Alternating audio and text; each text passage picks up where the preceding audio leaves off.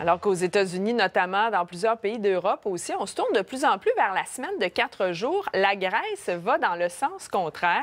Elle offre aux travailleurs l'option d'une 6e journée de travail payée à 40 de plus que les heures normales. On espère que de cette manière-là, atténuer la pénurie de main-d'œuvre notamment. J'en discute tout de suite donc avec Annie Boilard, qui est présidente du réseau Annie RH. Bonjour, merci d'être en studio avec nous. Ça fait plaisir, Mme Gagnon. Ça va vraiment à contre-courant de la tendance actuelle vers la semaine de 4 jours.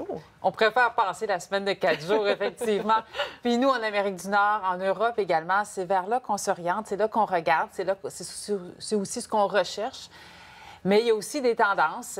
Samsung l'a fait en début d'année. Samsung a imposé à ses cadres de travailler 6 jours semaine. Ils ont le choix entre le samedi et le dimanche. C'est le choix. Dans plusieurs pays d'Asie aussi, 6 jours semaine, c'est pas étranger. C'est la norme, mais c'est la norme presque là-bas, effectivement. Mais là, la Grèce le propose. C'est pas une obligation, mais on l'offre à un salaire substantiel. On espère atténuer la pénurie de main-d'œuvre. On pense peut-être aussi contrer le travail au noir.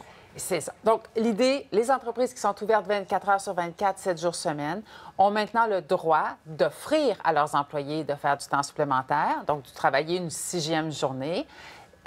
Aucun employé ne sera contraint de le faire. Ils ont la possibilité, puis les employés peuvent accepter ou pas accepter. Et effectivement, ce salaire va être majoré.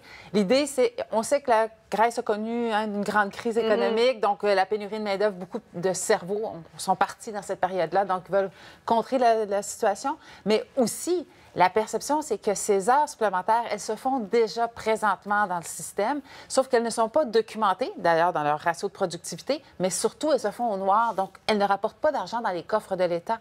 Et c'est ça que la Grèce veut contrer. Ils veulent officialiser ces heures supplémentaires, les rendre dans le système, puis aller chercher les taxes qui vont avec. Mais point de vue humain, là, dans l'absolu, c'est pas ce qui est nécessairement le mieux de travailler 6 jours. Quand on regarde les projets pilotes, quand on regarde les études en ce moment sur la semaine de 4 jours, on se rend compte qu'il y a davantage de productivité, que c'est bon pour le bien-être des employés également.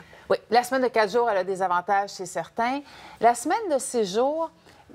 Il y a juste qu'il y a un moment où, des fois, c'est facile de tomber un peu dans la simplicité, la sursimplicité, puis de se dire, les accidents de travail, puis santé, sécurité, puis... Il y a des inquiétudes par rapport à ça de certaines personnes, de dire ça va fonctionner peut-être à court terme, mais à long terme, c'est peut-être pas viable. Oui, puis ils sont inquiets aussi pour la santé mentale. Bon, pour les accidents de travail, c'est certain qu'il y a une corrélation. Plus on travaille longtemps, plus il y a des risques d'avoir des accidents, notamment lorsque c'est physique.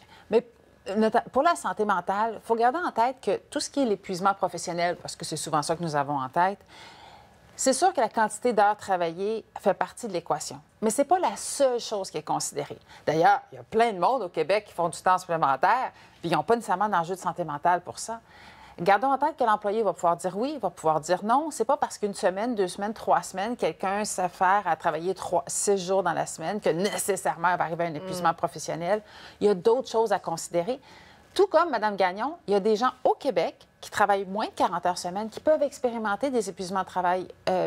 Puis c'est notamment dû aux conditions. Aux conditions de travail, oui. C'est ça, le fait de jamais avoir de reconnaissance, de ne pas avoir de feedback sur son travail, le fait de ne pas avoir les outils de travail dont on a besoin. Des fois, le travail que nous faisons aussi.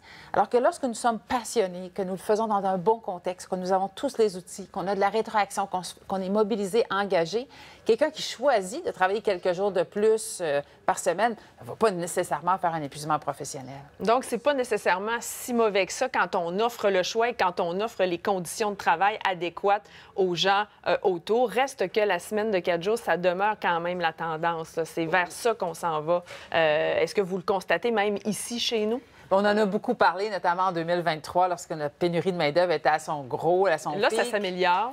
Oui, là, ça s'améliore. On en parle un petit peu moins aussi. Bien que les projets de recherche, eux, continuent de se faire sur le sujet, on sait que travailler 4 jours semaine, puis là, on démêle les cartes, OK? Parce que 4 jours semaine, il y a 3 façons de le voir. 4 jours semaine, payer 80 de son salaire. Et ça existe depuis très longtemps. Ça existera dans le futur. Ça. Ou faire plus d'heures en 4 jours. Oui, la semaine comprimée. Ça, c'est le modèle belge, par exemple. Faire 4 jours de 10 heures. Ça aussi, ça existe. C'est une autre approche. Ce dont on parle surtout, c'est de travailler 4 jours de 8 heures et être payé pour 5 jours. Ça, c'est le modèle. Et ça demande plus grands aménagements pour les entreprises, évidemment. Oui. On aura l'occasion de s'en reparler très certainement. C'est tout le temps qu'on avait pour ce matin, mais on comprend qu'il y a des différentes façons de voir les choses. Il faut juste s'assurer d'avoir des bonnes conditions de travail et d'avoir le choix de le faire. Annie Boilard, présidente du réseau Annie RH, merci d'avoir été avec nous. Avec plaisir, Mme Gagnon. 9h54 minutes. Alors, vous le voyez.